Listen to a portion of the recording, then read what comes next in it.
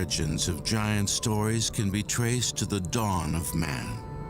Nordic cultures were among the first to equate giants with the beginning of civilization. They were called frost giants, mammoth human-like creatures who were as tall as mountains. There is, in Norse mythology, a world of light and a world of mist. And the world of mist is very cold, and the mythology is that a warm wind blew up from the world of light, created clouds in the world of mist, and from that clouds, a breed of giants emerged, the so-called frost giants. The frost giants were particularly ferocious, but were also incredibly clever. They represent the forces of chaos. In a battle for superiority of the earth, the frost giants fought an army of Norse gods led by a warrior named Thor. Thor, son of Odin, led a number of campaigns against the giants.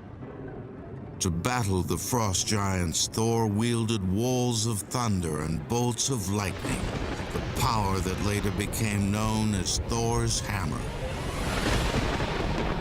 The threat of the frost giants and also of the lesser and more barbaric storm giants had been known for quite some time, and so the heroes were gathered together so that they could fight the giants.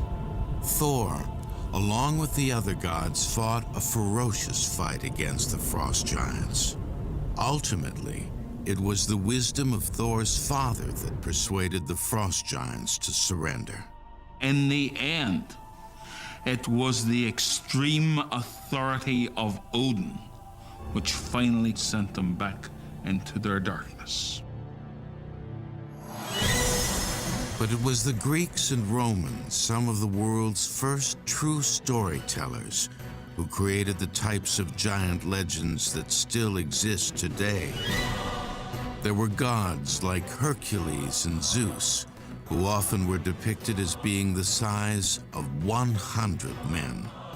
And there was a race of giants called the Titans, and a god named Atlas, who many believe held up the earth, but actually was doomed to forever hold up the sky. There is a figure by the name of Perseus who comes to try and defeat Atlas. Perseus takes the head of Medusa and shows it to Atlas, which turns him to stone, and as a result, that's where mountains come from. And with his strength, the strength of mountains, he's holding up the sky and the stars in the heavens. The ancient world was also filled with snarling, grotesque, one-eyed giants called Cyclops that devoured man and animal alike. It's believed that some of these creatures also had second sight, the ability to see the future and predict the fate of men. One of the best-known versions of humans battling these creatures was when Ulysses kept a Cyclops from devouring his men.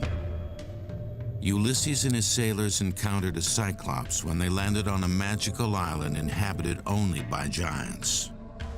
The men were trapped in a cave blocked with a huge rock that only the Cyclops could remove. The Cyclops has sheep, which he eats, and herds, and every day he goes out with the herd.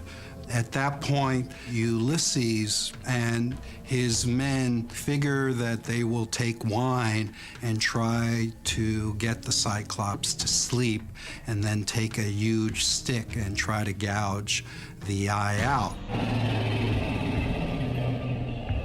And so they sneak under the sheep's belly, and the Cyclops is trying to feel around for them, but only feels the top, and they're able to escape.